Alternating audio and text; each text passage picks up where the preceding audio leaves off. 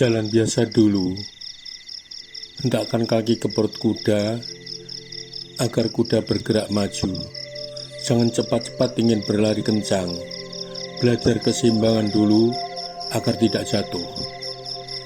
Setelah stabil, mampu berjalan baik, selanjutnya berlari biasa. Memastikan kaki merapat ke tubuh kuda agar kuda berlari menurut kebutuhan. Menunggang kuda harus berkonsentrasi dengan irama kaki kuda agar duduknya nyaman. Berlatih lari cepat.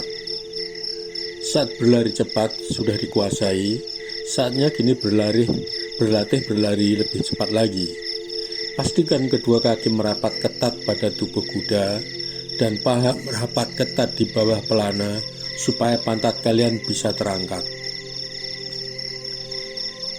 Esok harinya benar-benar belajar menunggang kuda, karena ketekunan mereka dalam tempo sehari, mereka menguasai cara menunggang kuda.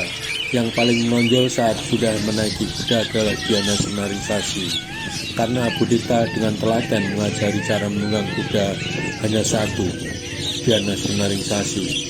Sementara Taruna Bekik harus mengajar bergantian 4 orang. Saat sudah naik kuda selesai, Diana Sunaringsashi ingin melihat wajahnya dulu agar tak nampak cantik sebagaimana biasanya. Maka ia merogoh tas pinggangnya, mengambil kaca rias, kemudian melihat bibir dan pipinya beberapa saat.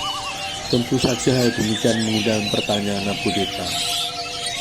Yes, kedua Abudita. Sunaringsashi, boleh aku lihat apa yang kau bawa itu? Diana Sunaringsashi. Kaca rias, sambil tangannya menyodorkan kaca rias ke Abudita. Melihat kaca rias yang belum pernah ada, tentu saja Abudita juga tersenyum sambil melihat bayangan dirinya dalam cermin, kemudian menggandeng ke Sunaringsashi sambil berucap, Diana, aku ingin memiliki seperti ini. Kalau tugasmu selesai, bolehkah aku memiliki? Diana Sunaringsashi. Baiklah, nanti kalau tugas kita sudah selesai, kuberikan kepadamu, sambil memasukkan kembali ke dalam tas pinggangnya. Esok hari kedua, baru mereka mengikuti ajakan Dua Abudita menuju ke barak pengungsian sementara. Sore hari baru sampai. Segera pamannya Desdadu Duhailungsot menyongsong serai berkata, Abudita keponakanku, sungguh lama kepergianmu, membuat hati paman dan ayah rasa was. Desdadu Abudita. Maafkan paman, terpaksa kami harus mengajari mereka bagaimana naik kuda dulu. Butuh waktu lama. Saat malam hari baru menunggang kuda, sesungguhnya kami ajarkan esok hari sampai sore. Desdadu Duhailungsot. Jadi mereka semua tidak bisa menunggang kuda keponakanku. Desdadu Abudita. Benar paman, di zaman mereka sudah tidak ada orang menggunakan kuda.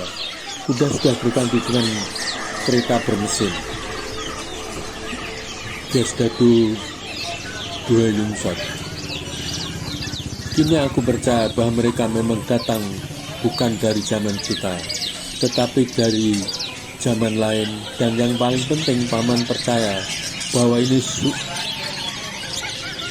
suatu tanda bahwa bumi Atlantikana benar-benar tenggelam tidak lama lagi. Bersamaan dengan kalimat terakhir yang diucapkan oleh Desdadu Duhailungsot, terasa getaran amat kuatnya dari gunung berapi dan suara gemuruh terdengar dari dalam perut bumi.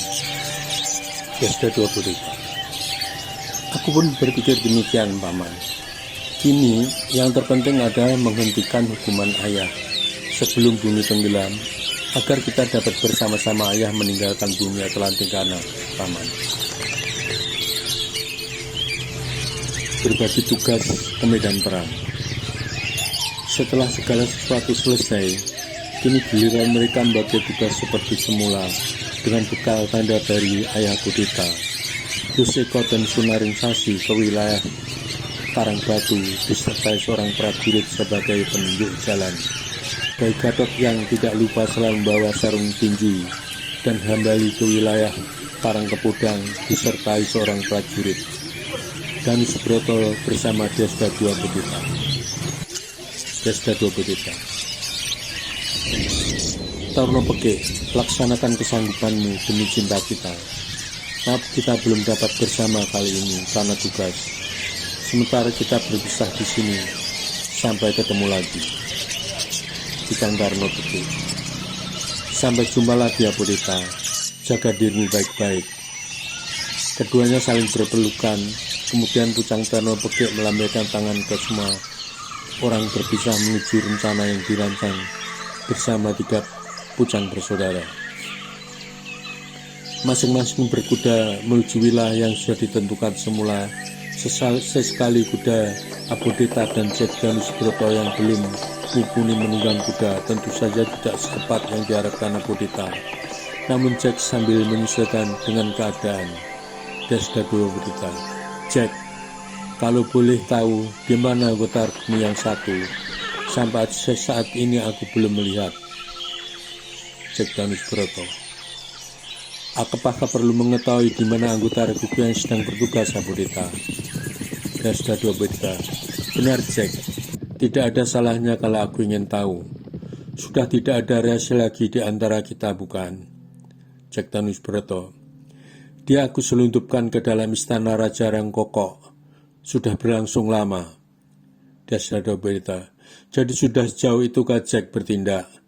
Bagaimana manusia sebesar itu diselundupkan, Jack? Jack Danus Broto. Benar, Abodeta, tetapi dia merubah dirinya menjadi seekor lutung agar bisa diselundupkan. Sengaja Danus Broto tidak menjelaskan bahwa Jack yang merubah menjadi lutung atas izin pemilik Dakon Mahapatih Gajah Mada agar pertanyaan tidak berlarut dan bercabang. Bisa sehari untuk menjawabnya. Desda Dua Bedita. Tugas apa yang diemban oleh lutung, Jack? Jack Danus Broto. Lutung akan mengacaukan permainan Dakon yang dapat disalahgunakan untuk menghukum seseorang menjadi manusia berkepala binatang, seperti ayahmu, Abodeta. Dan nanti lutung harus berhasil membawa pulang Dakon ke tempat asalnya di zamanku 11.500 tahun lagi. Prosesnya harus diawali dengan membawa kedua anggota kembar Guku yang sekarang ini dijadikan sandera oleh Raja Rangkoko untuk berperang merebut wilayah karena kemiripan rupanya. Jadi berhasil tidaknya lutung juga bergantung kepada keberhasilan tugas 3 pucang bersaudara membawa si kembar yang disamarkan sebagai Raja Rangkoko. Desda Dua Bedita. Ceritanya semakin rumit, Jack. Aku kurang dapat mengikuti jalan ceritanya. Mungkin tidak terlibat dari awal seperti anggota argumu. Yang terpenting bagiku bagaimana menghentikan hukuman ayah dan yang lainnya. Jack Danus Broto. Benar, Abodeta. Selesainya hukuman ayahmu sangat tergantung dengan keberhasilan tugas 3 pucang bersaudara dan tugas yang diemban lutung. Tengah hari baru setengah perjalanan menuju wilayah Lembu Ampal. Kadang-kadang harus lihat untuk memberi makan kudanya bila mencari rumput segar yang hijau kegemaran kuda. Sementara penunggangnya juga lihat untuk melepaskan lelah sembari menikmati bekal makanan untuk mengganjal perutnya. Setelah cukup istirahat dan kedua kuda cukup makan rumput, mereka kembali menunggang kuda. Beberapa saat kemudian Jack Danu, Abodeta, kita berhenti sebentar. Desda Dua Bedita. Ada yang penting sehingga kita harus berhenti, Jack. Sambil menaruh jari telunjuk pada bibirnya, Jack Danu. Shh, di depan ada beberapa orang cekat kita. Ada 5 orang sedang berbicara mencari sasaran yang akan dibegal. Desda Dua Bedita. Aku tidak mendengar, Jack. Aku hanya mendengar suara serangga hutan. Jack Danu. Memang agak jauh, Abodeta. Aku dapat mendengarnya. Desda Dua Bedita. Apa kita harus berhenti menunggu di sini tanpa berbuat sesuatu, Jack? Jack Danu. Tidak, Abodeta. Kita tetap berjalan terus. Hanya kita harus berhati-hati.